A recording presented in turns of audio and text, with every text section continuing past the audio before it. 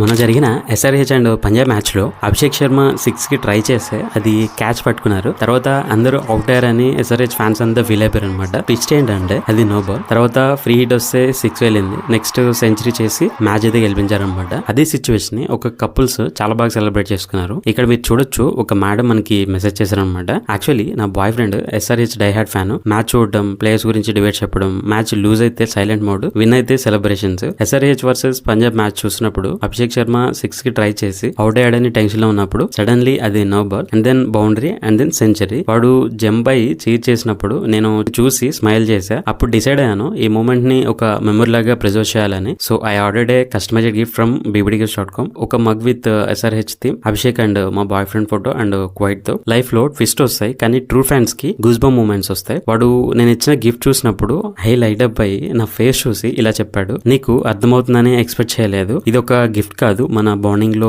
IPL connection కి proof. అప్పుడు నాకు చాలా హ్యాపీ అనిపించింది. Thank you BBD gifts. Thank you అండి, థ్యాంక్ యూ సో మచ్. ఇలాంటి మూమెంట్ లో బీబీడీ గిఫ్ట్స్ పార్ట్ అయినందుకు వీఆర్ ఆల్సో ఫీలింగ్ హ్యాపీ.